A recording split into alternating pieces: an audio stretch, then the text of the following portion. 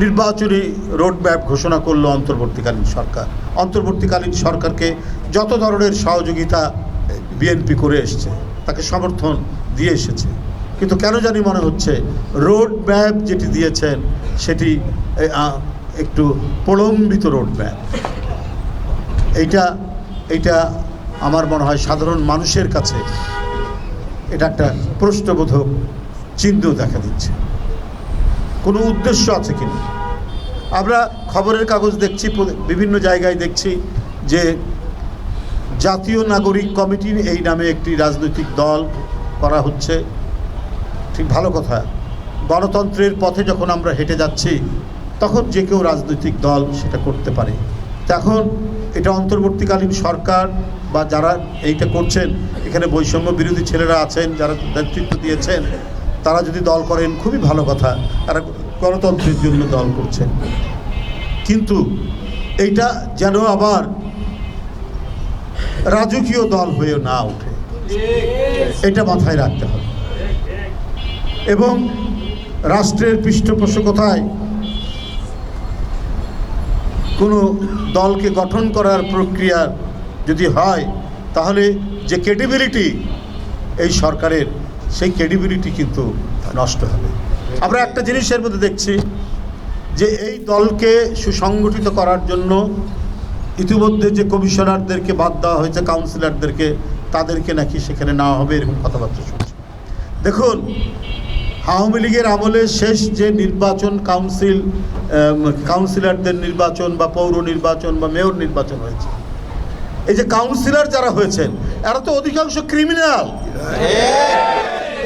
এরা তো এই জুলাই আগস্টের বিপ্লবে এরা রিভলভার নিয়ে, এরা চাকু, ধারালো অস্ত্র, রামদা নিয়ে ছাত্রদেরকে আক্রমণ করেছে, অনেককে আহত করেছে। ওদের ধারালো আঘাতে, ওদের পুলিশে, ওদের গুলিতেও অনেকে মারা গেছে এই আন্দোলনে। তারা যদি কোনো রাজনৈতিক দলের অস্তিত্বের নির্ণায়ক হয়, তাহলে এটা তো হবে একটা খারাপ বার্তা যাবে জনগণের কাছে। ওদের কোনো গণভিত্তি নেই। এরা শেখ হাসিনার ক্ষমতায়, এবং শেখ হাসিনা কোনো ভদ্রলোক ক্ষমতা কি বলে নির্বাচিত হোক এটা চাননি, উনি ক্ষমতায় থাকতে চেয়েছেন। উনি ক্ষমতায় থাকতে চেয়েছেন, তিনি নির্বাচন চাননি, অবাধ সুষ্ঠু নির্বাচন চাননি।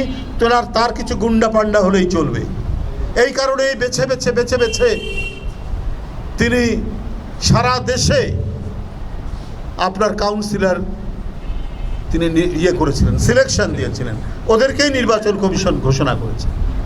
তারা যদি কোনো রাজনৈতিক দলে গিয়ে দল সংগঠিত করে, ওটা তো ক্রিমিনালদের সংগঠন হবে, অপরাধীদের সংগঠন হবে। এবং যারা এই 4-5 মাস আগের এই তুমুল আন্দোলনের মাসুম বাচ্চাদেরকে যারা হত্যা করেছে শেখ হাসিনার নির্দেশে, শুধু শেখ হাসিনার আইন শৃঙ্খলা বাহিনী নয়, এই কাউন্সিলররাও সেইটার সাথে জড়িত ছিলেন, তাহলে কিন্তু এটা ভয়াবহ বিষয় হবে। তাই রাজনৈতিক দল করার অধিকার সবার আছে, কিন্তু কেউ যদি গণতান্ত্রিক আন্দোলনের শেয়ার হোল্ডার হন, তাহলে তাকে অবশ্যই গণতন্ত্রের যে নর্মস, গণতন্ত্রের গণতন্ত্র যে মূল্যবোধ তৈরি করে, গণতন্ত্র যে একটি সমাজকে এগিয়ে নিয়ে যাওয়ার জন্য কিছু প্রত্যয় তৈরি করে, সেইটাকে শ্রদ্ধা করতে হবে, সেই মূল্যবোধকে সবার উপরে তুলে ধরতে হবে।